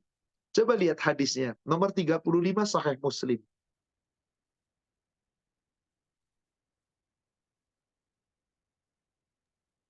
Bismillah. Dari Anas bin Malik radhiyallahu anhu katanya, Rasulullah SAW bersabda, belum sempurna iman seseorang kamu sebelum ia mencintaiku melebihi daripada cintanya kepada anaknya, kepada bapaknya, dan kepada manusia semuanya. Bahkan kepada bapaknya, kepada anaknya sekalipun. Apalagi cuman kepada tokoh. Maaf. Banyak sekarang anak muda mengidolakan tokoh. Atau di negara kita dalam pesta demokrasi mengidolakan tokoh sebuah calon. Lalu dalam kampanyenya, dalam mendukungnya, sampai euforia dari pagi sampai sore. Ada panggung-panggung kemaksiatan, dangdutan, nyanyian, dan seterusnya, joget-joget. Yang pada akhirnya dipanggil Allah lalu melapaikan. Ini mahabbah batil. Coba perhatikan hadis ini. Kata Rasulullah, la yu'minu ahadukum. Belum sempurna iman seorang di antara kalian. Hatta akuna ahabba ilaih. Sampai aku lebih dicintai olehnya. Min waladihi wa walidihi mencintai lebih dari cintanya kepada anak, kepada orang tuanya, kepada anaknya, kepada orang tuanya, wan nasi ajma'in, dan cintanya kepada seluruh manusia. Anda mengidolakan suatu bintang, diidolakan, tiba-tiba saat ditungguin sampai untuk acara dan seterusnya, giliran dipanggil Allah dan Rasulnya Anda abaikan. Batil, maka cinta ini cinta kebatilan, meskipun belum sampai kepada kesyirikan. Demikian. Wallahu a'lam. Baik, Pak Ustadz, jazakallahu khairan atas penjelasannya. Saya lanjutkan ke pertanyaan berikutnya, Pak Ustadz. Bismillah. Dalam konteks masa kini, berhala-berhala juga termasuk jabatan, bos, harta, atasan, atau pemimpin yang dipuja-puja. Bagaimana kiat dari Pak Ustadz agar senantiasa kita sadar bahwa hal tersebut termasuk syirik? Kadang cinta pada berhala dunia tersebut halus dan rutin masuk dalam hati dan pikiran kita. Mohon pencerahannya, Ustaz. Berhala, apa sih yang dimaksud berhala? Kalau kita mendengar kata berhala, pasti di sini konotasinya patung. Patung itu asnam, bagian daripada berhala. Berhala itu maknanya luas. Sesuatu yang kamu bergantung kepada selain Allah dan menggantungkannya lebih dari kepada Allah, itu namanya berhala secara bahasa. Sesuatu yang dicintai selain Allah, kemudian mengabaikan apa yang Allah atur, sehingga saking cintanya Anda melanggar aturan Allah, maka demi untuk meraih ini, lalu melanggar, ini itu berarti berhala. Berarti betul, sebagai penanya tadi, bisa pangkat, bisa jabatan, bisa harta, kekayaan, dinar, dirham, semuanya bisa. Kalau ternyata semuanya itu akibat mencintainya, lalu meninggalkan aturan Allah. Berarti yang kamu cintai itu adalah berhala selain dari Allah. Bisa harta, kekayaan, pangkat, jabatan, kedudukan, bahkan pakaian. Sebuah contoh. Orang yang, maaf, apa namanya? Desainer. Atau apa yang wanita-wanita yang dipakai atau laki-laki yang dipakai untuk memamerkan pakaian lalu jalan lenggang-lenggok, apa namanya? Pak subhanallah. Peragawan, peragawati. Model. Coba lihat. Saat si model itu dipakai pakaian, meskipun pakainya boro-boro nutup aurat, yang ada aurat kemana-mana, mereka mau nggak berlenggang-lenggok dipamerkan di hadapan orang? Meskipun atas nama pakaian, desainnya, pakaian dalam, pakaian renang dipamerkan. 99% lekukan tubuh terlihat. Pakaian renangnya cuma nutupin atas dan bawah. Mereka rela nggak? Rela. Berarti dia telah menjadikan desainer itu berhala. Pakaian itu berhala. Desainernya, pakaian-pakaian dan bagus, dipilih kainnya. Sibuk bikin model-model dari kain itu. Sampai lupa Allah, kain itu berhala. Penjual emas perhiasan, laku perhiasannya, dipanggil adzan, ditinggalkannya sholat, maka emasnya berhala. Perhiasan-perhiasan perak dan yang lain, harta kekayaan lebih dicintai sampai panggilan Allah ditinggalkan, maka semuanya itu berhala. Jadi segala sesuatu yang melalaikan Allah, yang lebih kita cintai, dan itu semua adalah makhluk, atau berupa bukan makhluknya, tetapi sifat berupa pangkat, kedudukan, jabatan. Semua yang kamu lebih cintai daripada Allah, itu namanya berhala. Sebagai contoh, coba kita buka hadis nomor 1516, Bulughul Maram. Afwan, 1515-nya, sebelumnya 1515. Bismillah, dari Abu Hurairah dia berkata, Rasulullah bersabda, celakalah hamba dinar, dirham, dan kain bludru. Jika ia diberi, ia senang, dan jika tidak diberi, ia tidak senang. Ta'isa abdud dinar, ta'isa abdud dirham, wal qatifah. Apa itu abdud dinar? Seorang hamba yang lebih mencintai dunia, harta kekayaan. Dinar itu mata uang terbuat dari emas. Dirham mata uang terbuat dari perak. Kalau sekarang dolar, rupiah, apapun, manusia yang lebih mencintai kekayaan dunianya, cerita dengan pakaiannya, khotifah, kain emas, kain yang halus, in u'tiya radiyah. Kalau dikasih dunianya, hartanya, dia ridho. Wa in lam yu'ta lam yardo. Kalau nggak dikasih, dia tidak ridho. Maka orang itu termasuk menghambakan diri kepada selain Allah. Maka apakah itu bentuk kesyirikan? Meskipun belum sampai kepada syirik karena tidak disembah secara harfiah, tetapi dia telah mencintai kebatilan. Betul tadi, pangkat bisa jadi berhala, kedudukan bisa jadi berhala. Kalau semuanya itu melalaikan dari perintah Allah. Wallahu a'lam. Demikian. Baik, Pak Ustadz. Saya lanjutkan ke pertanyaan berikutnya, Pak Ustadz. Bismillah. Pak Ustadz, sering sekali kami mendengar saat kita menikah, menikahlah karena Allah Subhanahu wa Ta'ala.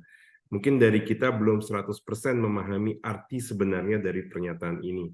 Karena tentunya saat kita suami istri menikah didasari rasa saling cinta juga ya Ustadz. Mohon pencerahannya, contoh aktualnya Ustadz, karena seharusnya kalau menikah karena Allah, apapun ujiannya tidak mungkin terjadi perceraian ya Ustadz.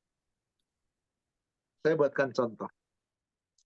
Ada orang tua, A dan B berteman akrab dari kecil. Qadarullah sama-sama laki-laki. Suatu ketika setelah tua, si A dan B punya anak. A punya anak laki-laki, B punya anak perempuan. Lalu si anak ini dijodohkan. Lalu dia menikah. Sesungguhnya nggak punya rasa cinta. Maka dia tetap menikah karena apa? Kenapa Pak Irfan kira-kira? Dalam konteks itu karena orang tuanya disuruh nikah. Berarti dia menikah karena orang tua. Kalau bukan karena paksakan orang tua, nggak mau nikah. Rasa cintanya nggak ada. Kenapa? Ya demi orang tua. Sebab kalau saya nggak nikah nih, orang tua ini ngomong, pokoknya kalau kamu nggak nikah sama pilihan papa, kamu nggak dapat warisan. Yang ini juga, kamu nggak nikah, kamu dapat warisan. Waduh, padahal warisannya gede banget. Ya udah nikah aja deh. Ya sekedar hidup nikah bersama. Nggak ada timbul rasa cinta. Ya kalau tahu cinta sekedar. Nah, apa yang dimaksud nikah karena orang tua? Karena Anda dinikah atas perintah orang tua. Sekarang saya tanya, Anda menikah karena siapa? Siapa yang nyuruh Anda nikah? Allah. Karena Allah telah mewajibkan kita hidup berpasangan. Dan Allah ciptakan kita berpasangan. Makanya disuruh menikah. Coba kita buka ayatnya. Surat 30 ayat yang ke-21. Wa min ayatihi an khalaqalakum min anfusikum azwaja. Dan di antara tanda-tanda kebesaran Allah, keagungan Allah adalah Allah menciptakanmu untukmu pasanganmu. Min anfusikum, pasanganmu dari jenismu sendiri. Hei manusia, kamu berpasangan ya dengan manusia. Laki-laki pasangannya perempuan. Bukan jenis kelamin yang sama, bukan. Jenismu sendiri, yaitu sama-sama manusia. Supaya apa kamu menikah itu berpasangan? Litaskunu ilaiha. Supaya kamu sakinah, kamu tenang dan tentram dengan pernikahanmu itu. Dengan ketenangan dan ketentraman. Wa ja'ala bainakum mawaddah. Allah jadikan untuk kamu rasa cinta. Warahmah, rasa kasih sayang. Inna fi dzalika laayatil liqaumin yatafakkarun. Yang demikian itu akan menjadi tanda-tanda kebesaran Allah bagi kaum yang tafakur, yang mau berpikir. Jadi kita berpikir, kita nikah itu Allah yang nyuruh supaya tenang. Makanya Allah minta kamu mencintai itu ada apa? Sakinah dulu, ketenangan dalam hati, sudah punya pasangan halal. Dari ketenangan timbul mawaddah warahmah. Apa makna mawaddah di situ? Rasa cinta. Maaf, yang sedang kita bahas rasa cinta. Cinta. Apa bahasa Arabnya tadi? Apa Pak Irfan? Bahasa Arabnya cinta. Rasa cinta. Mahabbah. Yang sedang kita bahas tadi, tema kita. Mahabbah. Mahabbah. Apa bedanya mahabbah dengan mawaddah? Allah perintahkan mawaddah. Rasa cinta. Sama. Wadud itu cinta. Habab itu cinta. Tapi di mana bedanya? Kok di sini Allah tidak waja'ala bainakum dengan kalimat mawaddah di sini, bukan mahabbah. Begini, mahabbah itu cinta yang kita bisa lihat dan kita nikmati dengan mata, dengan indera. Tubuhnya cakep, fisiknya mulus, cinta pasti. Punya harta kekayaan, banyak melimpah ruah, cinta pasti. Orangnya orang yang baik, ramah, cinta pasti. Suatu ketika setelah nikah, ketahuan. Oh, ternyata nggak seramah dulu. Oh, ternyata hartanya itu bukan milik dia dipamerkan. Oh, ternyata kurang hartanya. Oh, ternyata setelah bertambahnya umur, tubuhnya nggak cakep lagi, nggak singset lagi, nggak mulus lagi. Maka cintanya berkurang. Betul apa betul? Betul apa betul, Pak? Betul. Betul. Itu cinta mahabbah. Tabiatnya manusia. Kenapa Allah gunakan kata mawaddah? Mawaddah itu adalah rasa cinta karena Allah. Yang dia tidak luntur karena faktor-faktor duniawi. Hartanya tadinya banyak, ternyata hartanya berkurang. Tetap punya rasa cinta karena Allah. Mahabbah, bukan mawaddah. Setelah punya anak, badannya tambah gemuk, kurang langsing kayak dulu, kulitnya sudah mulai banyak yang keriput, wajahnya tidak secantik dulu. Kalau mahabbah, lihat wanita lebih cantik, ditinggalin tuh istrinya. Tapi kalau mawaddah, meskipun dia sudah berubah, tapi itu milikku yang halal yang telah Allah berikan kepadaku dengan pernikahan yang sah. Mawaddah. Dari sini, mari kita persimpulkan pertanyaan tadi. Kenapa sih yang dimaksud kita mencintai karena Allah? Allah menginginkan ketika Anda mencintai pasangan Anda, bukan hanya dengan mahabbah. Ada 3 gandengan. Sakinah, mawaddah, warahmah. Dengan pernikahan hidupmu menjadi tenang, itulah pasanganmu yang sah. Cintai semata-mata karena Allah, nanti berubah atau tidak, hartanya berkurang atau tidak, itulah pasanganmu yang sah. Maka kamu tetap mencintai, mengasihi, menyayangi, meskipun keadaan sudah berubah tidak seperti dulu. Itu yang dimaksud cinta karena Allah. Karena yang nyuruh nikah kita itu siapa? Allah. Allah yang memasangkan kita, berarti Allah yang nyuruh nikah. Coba buka ayatnya. Betulkah Allah nyuruh kita nikah? Surat 24 ayat 32. Surat 24, surat An-Nur ayat 32. Wa ankihul ayama minkum. Dan nikahkanlah orang-orang yang masih sendiri di antara kamu. Kalau laki-laki namanya bujang, kalau perempuan namanya gadis. Jadi wahai gadis yang masih sendiri, wahai bujang yang masih sendiri, nikahlah. Siapa yang nyuruh? Allah. Nikahkanlah.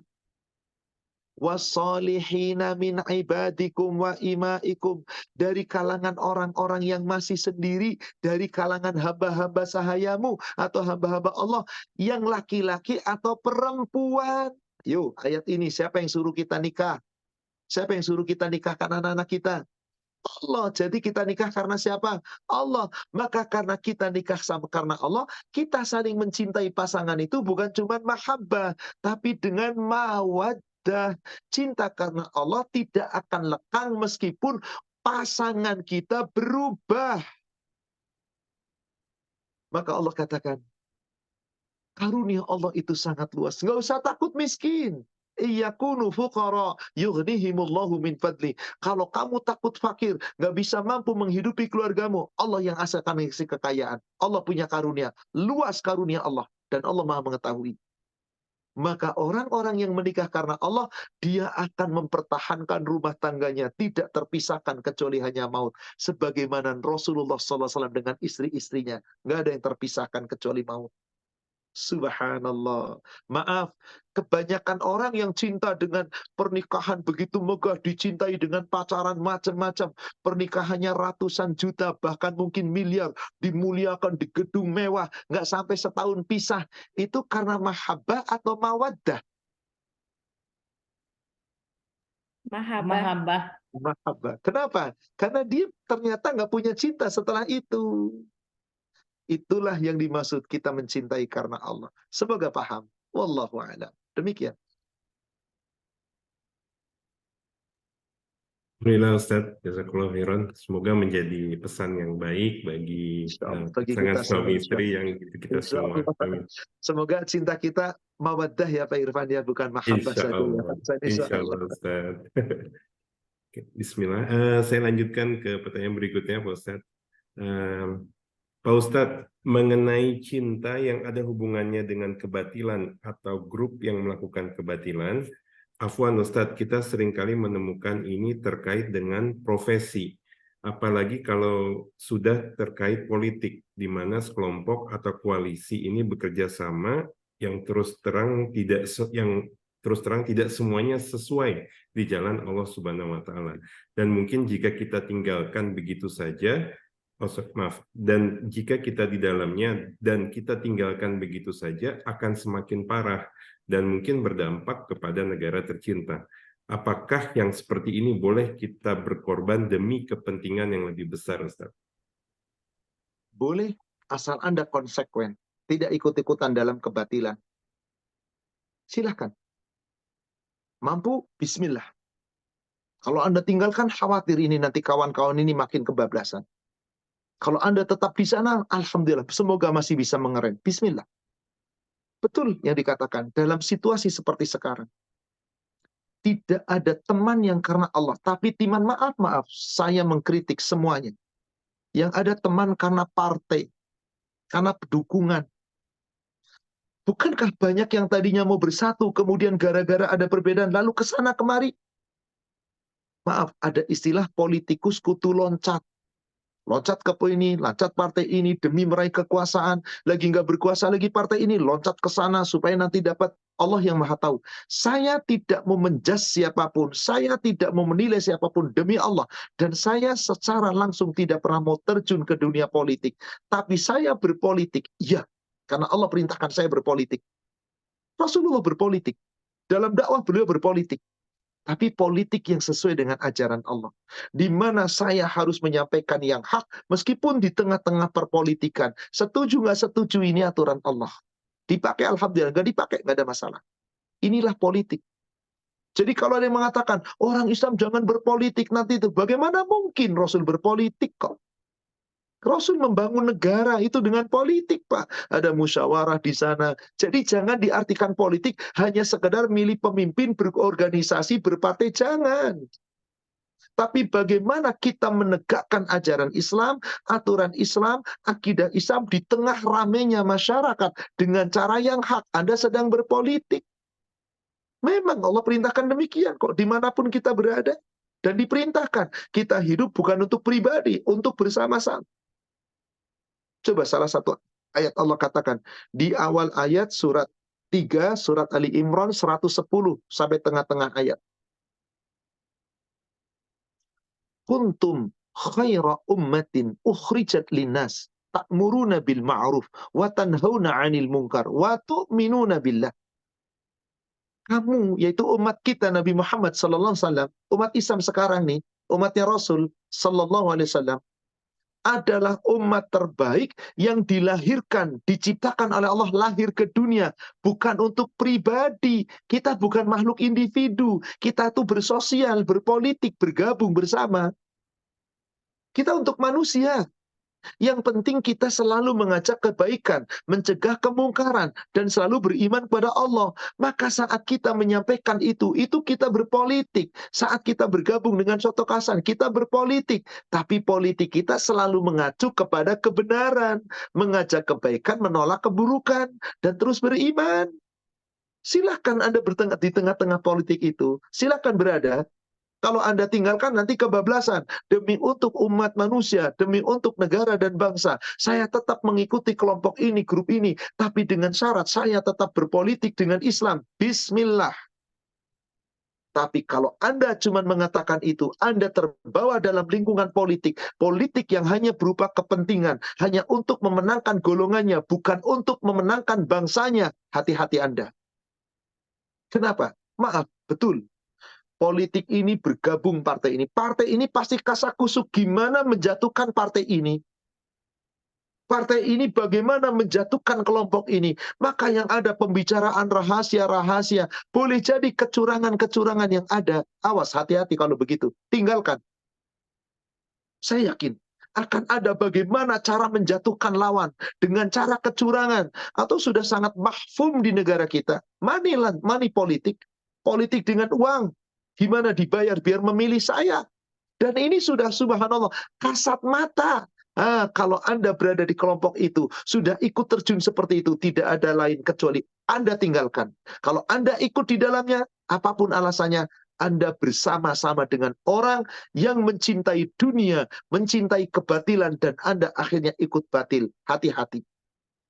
Coba perhatikan surat An-Nisa, surat 4, ayat 114.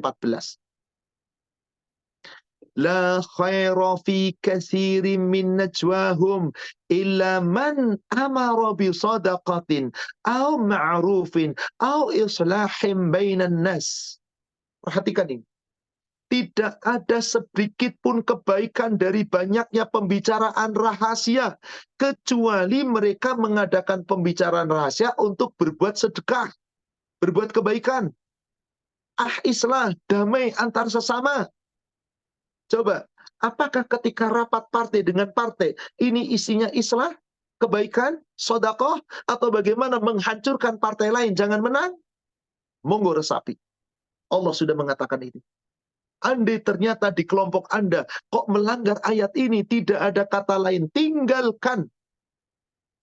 Tapi kalau memang itu untuk kebaikan dan kejujuran, tidak ada kecurangan.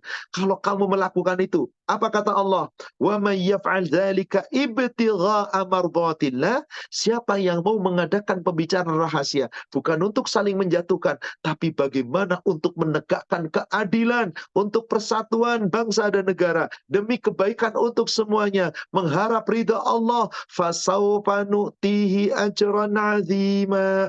Nanti Allah akan memberikan pahala yang sangat besar. Monggo, Anda penanya, dan kita semua berada di mana kita posisinya?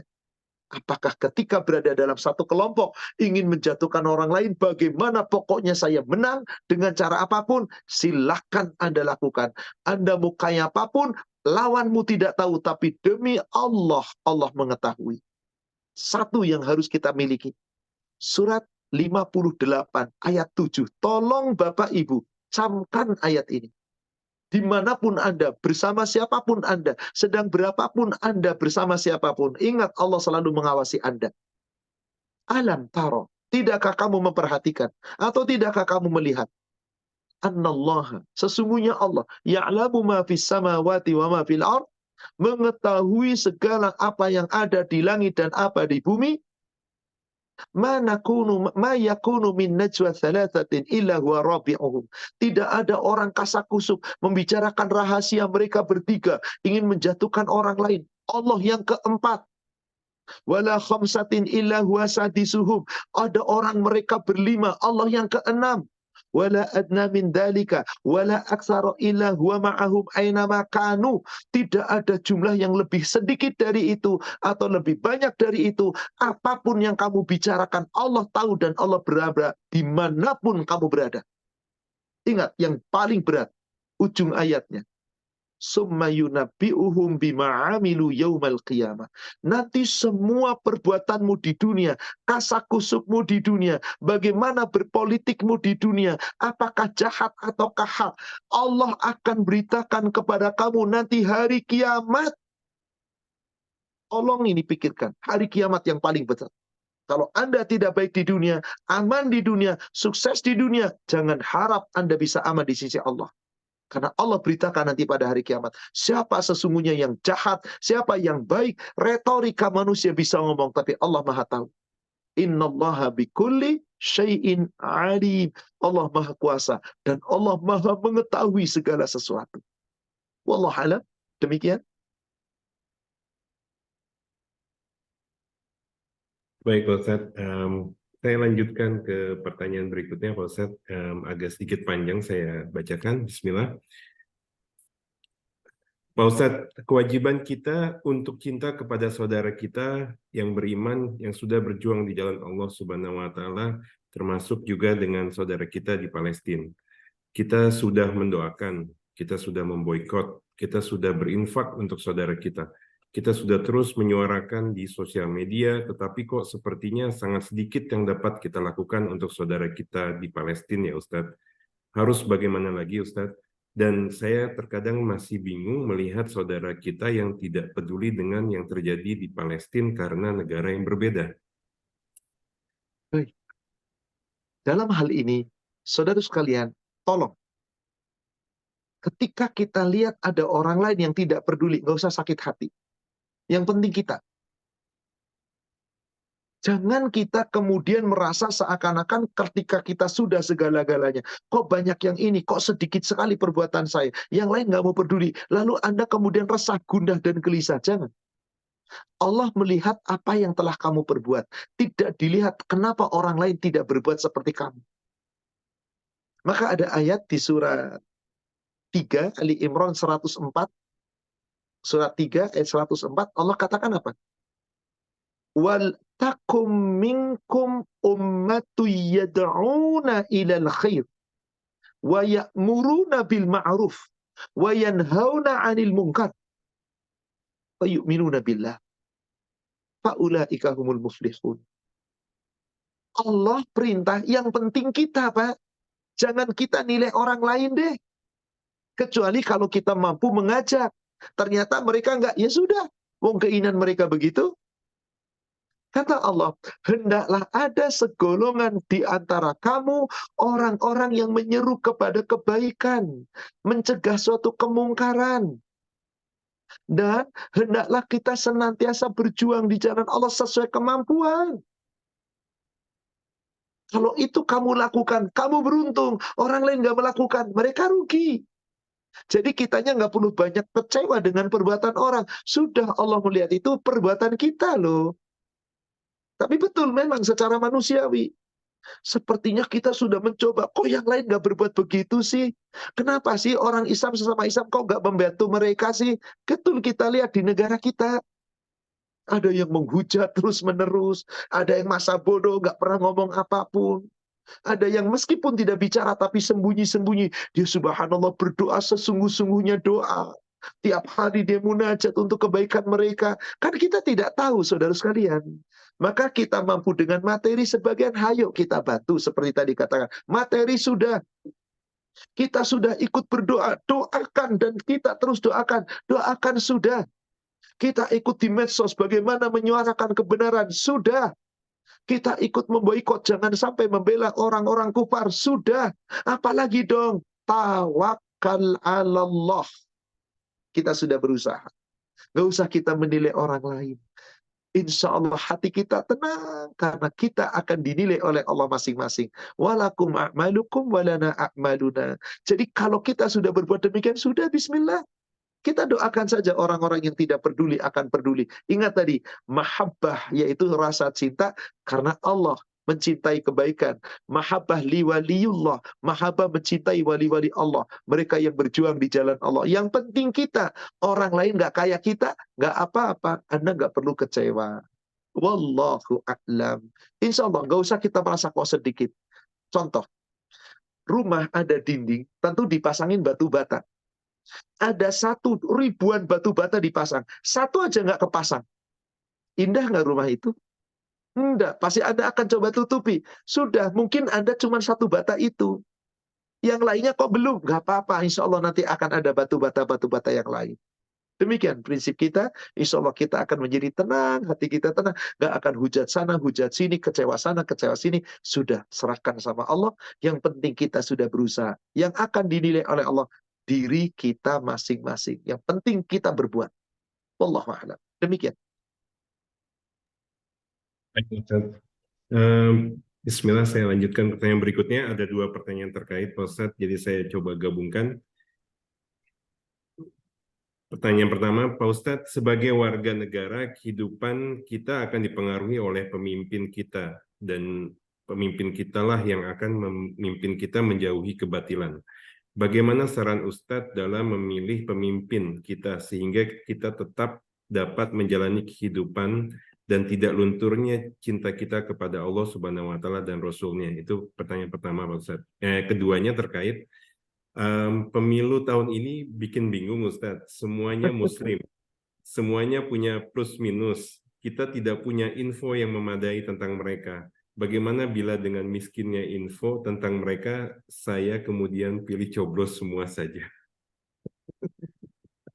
Subhanallah. Begini saudaraku seiman yang semoga dirahmati Allah.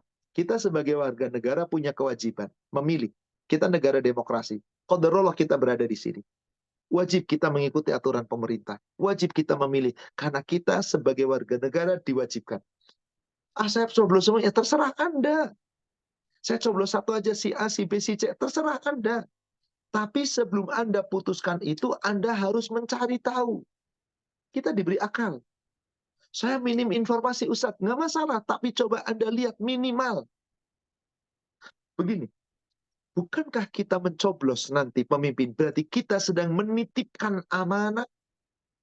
Pertama, di surat 4, surat Ali Imran, surat An-Nisa, ayat 58, ketika kita hendak menitipkan amanah kita kepada pemimpin yang akan memimpin bangsa kita, Allah melarang jangan sembarangan Anda titipkan amanah Anda. Kecuali Anda yakin amanah yang ada Anda titipkan, Anda yakin orang ini mampu mengemban amanah dan pantas. Coba perhatikan ayat ini. Innallaha, sesungguhnya Allah, ya'murukum, telah memerintahkan kepada kamu, telah menyuruh kamu, antu adul amanati, untuk menyampaikan amanah, ila, kepada ahliha, ahlinya, yang berhak untuk mengembannya. Maaf, di negara kita, apakah Anda pilih pemimpin itu sekedar karena banyak fotonya di jalanan? Karena dia terkenal? Karena namanya harum? Karena dia seorang artis? Tunggu dulu. Tapi saya minim, Ustaz, dia orang jujur atau tidak? Minimal Anda pasti tahu bagaimana sepak terjangnya dia. Pertama. Karena Allah katakan, pilihlah, titipkan amanah Anda kepada orang yang Anda punya hak. Dah singkat sajalah. Sekarang kita tidak punya, kita punya wakil. Ketiga-tiga wakil itu mengatakan dirinya Islam, menyatakan dirinya iman, mengatakan dirinya akan amanah. Oke, ketiga-tiganya Islam. Berarti kita boleh memilih ketiga-tiganya. Karena seimannya Islam. Beda kalau ada yang kafir, udah jelas. Lalu bagaimana? Apakah hanya pemimpinnya saja? Maaf. Kira-kira pemimpin-pemimpin yang diusung itu didukung oleh siapa? Maaf, saya sebut partai kan? Partai yang mana? Partai itu selama ini bagaimana dengan Islam?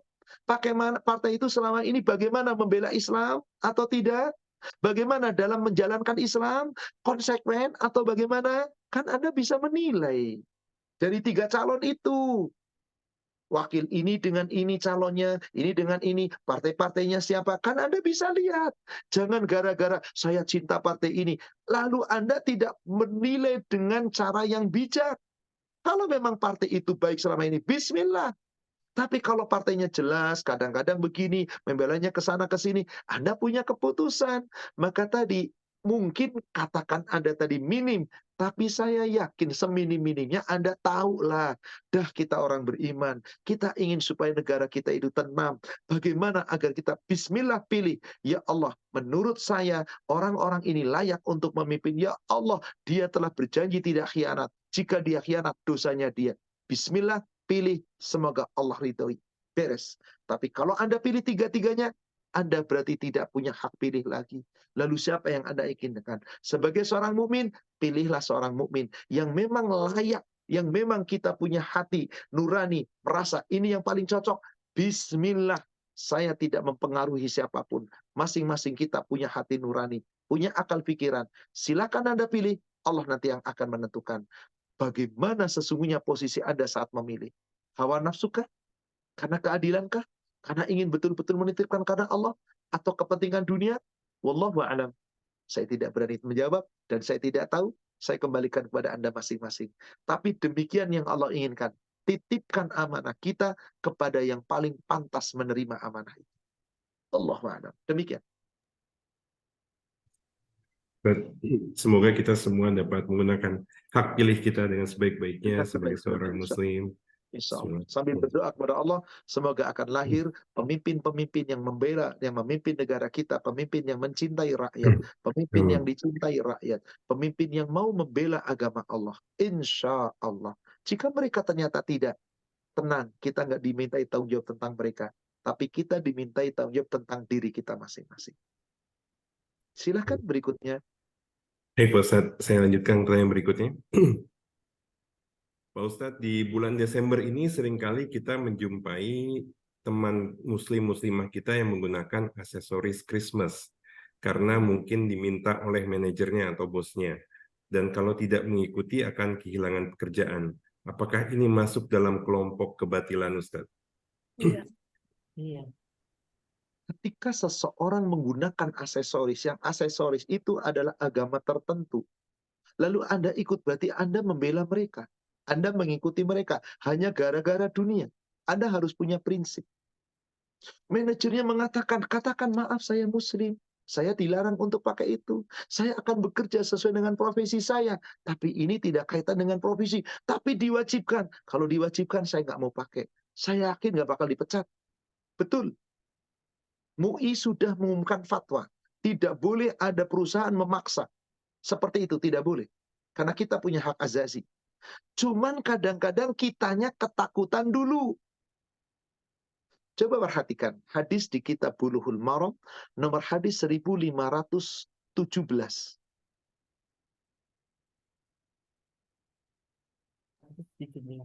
Dari Ibnu Umar, dia berkata, Rasulullah bersabda, barang siapa menyerupai suatu kaum, maka ia termasuk dari golongan mereka. Sudahlah, pakaian itu kaum mereka. Aksesoris itu dalam rangka perayaan ibadah mereka. Jangan kita menyerupai mereka, nggak boleh. Rasulullah mengatakan, man tasabbaha biqaumin fahuwa minhum. Barang siapa yang Anda menyerupai suatu kaum, bisa jadi menyerupai cara berpakaian yang kondisi saat itu. Beda, ada orang kafir pakai pakaian begini, saya juga begini, nggak masalah. Ada orang kafir pakai jas, saya juga pakai jas. Pakai sepatu, saya pakai sepatu, nggak masalah. Memang itu pakaian sehari-hari kok, saya bekerja. Tapi tiba-tiba aksesoris tertentu yang memang itu dikhususkan hari tertentu, perayaan tertentu. Nah ini jelas, ayatnya hadisnya mengatakan demikian. Barang siapa yang menyerupai kaum, berarti kamu bagian dari mereka. Jangan dong. Katakan terus terang, maaf nggak bisa. Tidak bisa, kamu harus pakaian ini. Kalau tidak, kamu dipecat. Saya akan lapor. Saya yakin. Nggak ada perusahaan begitu. Cuman kadang-kadang orang Islamnya yang lemah iman. Loh, gimana ntar kita dipecat? Udahlah, nggak apa-apa. Mereka-mereka yang melakukan itu, mereka yang tidak punya keimanan yang kokoh. Mereka hanya mengaku Islam, boleh jadi hanya dunia yang dicacucu. Saya doakan, semoga umat Islam insya Allah mau kokoh berdiri dalam akidahnya. Jangan mudah dipengaruhi, jangan mau dipaksa. Karena kita masing-masing punya hak. Dan sudah ditetapkan oleh MUI. Silakan buka fatwa MUI tentang orang-orang, perusahaan-perusahaan atau badan-badan usaha yang memiliki karyawan di saat ada hari-hari tertentu tidak boleh memaksa karyawannya untuk menggunakan aksesorisnya. Barang siapa yang memaksa berarti telah mengambil haknya. Silakan bisa dilaporkan. Silakan. Cuman mungkin pasti banyak karyawan yang takut. Maka dalam hal ini silakan. Kalau Anda yang mendapatkan, saya yakin semoga kita menggunakan pikiran yang hak, pikiran yang jernih. Kita tidak mau mengikuti hal seperti itu. Wallahu a'lam. Demikian. Baik, Pak Ustadz, saya lanjutkan pertanyaan berikutnya. Bismillah. Pak Ustadz, ada yang mengatakan bahwa pada waktu Fatul Mekah, gambar-gambar berhala disuruh diturunkan para sahabat oleh Nabi Muhammad SAW. Tetapi ada satu gambar yang tidak boleh diturunkan, yaitu gambar Ibunda Maryam yang menggambar Nabi Isa. Apakah ini benar, Ustadz? Wallahualam, saya tidak tahu tentang itu. Yang jelas, di Mekah saat itu tidak ada orang Nasoro. Di Mekah itu orang-orang musyrik. Orang-orang Nasoro, orang-orang Yahudi bukan di Mekah adanya, tapi di Madinah. Di Mekah itu orang-orang musyrik, orang-orang penyembah berhala yang tidak beragama Nasara. Ketika Rasul hijrah, baru di sana bersatu di bawah kekuasaan Rasul orang-orang Nasara dan Yahudi yang diberikan tempat di tempat namanya Khaybar, yang pada akhirnya setelah pemerintahan Umar bin Khattab diusir dan atas perintah Allah diusir. Adapun tadi semuanya diturunkan, betul berhala dihancurkan, semuanya dihancurkan, gambar-gambar semua dihancurkan. Satu yang nggak dihancurkan, Bunda Maria. Saya tidak pernah melewat riwayat itu bahwa di dalam Ka'bah ada gambar Maria yang menggendong Nabi Isa. Saya tidak tahu tentang itu. Wallahu a'lam. Baik, Pak Ustadz. Alhamdulillah pertanyaan-pertanyaan sudah terjawab semuanya, Pak Ustadz. Jadi, ya, Baik, sepertinya juga sudah mendekati waktu maghrib. mendekati waktu maghrib ya. Baik, demikian Bapak Ibu jamaah sekalian yang semoga dirahmati Allah, para jamaah dari pengajian keluarga Arja Kusuma. Insya Allah kita berjumpa kembali di waktu yang datang. Saya masih rain waktunya dengan permintaan dari Pak Irfan. Insya Allah nanti akan saya beri jawaban setelah ada kepastiannya. Mudah-mudahan kita Baik, Pak Ustadz. dipertemukan kembali di waktu yang lain. Dengan itu kita masih membahas tema besar kita, memadukan antara mahabbah, khauf, roja, dan yakin. Kita masih membahas yang pertama mahabbah, dan mahabbah sesi kedua kita akan membahas di pertemuan yang akan datang. Semoga apa yang kita kaji membawa manfaat dan hikmah, membawa manfaat untuk kehidupan dunia dan bekal akhirat kita, dan menjadi kebaikan akidah kita. Semoga Allah memaafkan dan mengampuni dosa-dosa kita.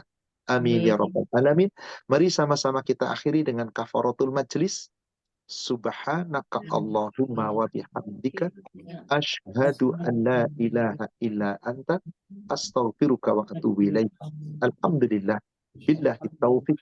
Assalamualaikum warahmatullahi wabarakatuh.